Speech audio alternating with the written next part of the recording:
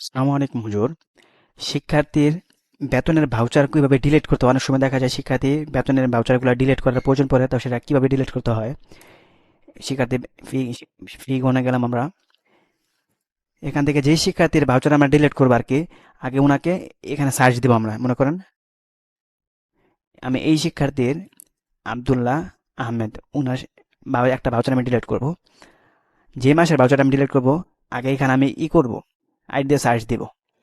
এখন দেখেন উনার জানুয়ারি মাসের বেতন কাটা আছে, আমি শুধু জানুয়ারি মাসের ভাউচার একটা ডিলিট করব। তো এই যে প্রথমটা হচ্ছে আমি জানুয়ারি, আমি কলম পরে ক্লিক করলাম, এই দেখেন জানুয়ারি লেখা আছে। আমার জানুয়ারি মাসের ভাউচারগুলো ডিলিট করব। জাস্ট সিলেক্ট করার পর মাউসের রাইট বাটনে ক্লিক করলাম, ডিলিট। এখানে আমি লিখে দেবো কি কারণে ডিলিট করছি। আমি যে কারণে ডিলিট করছি সেই কারণটা আমি এখানে কি লিখে দেবো। আমি এখানে লিখতে চাই ভুল বশত বশত। আপনাদের নিজে যে কারণে ডিলিট করছেন সেই কারণটা এখানে উল্লেখ করে দেবেন অবশ্যই।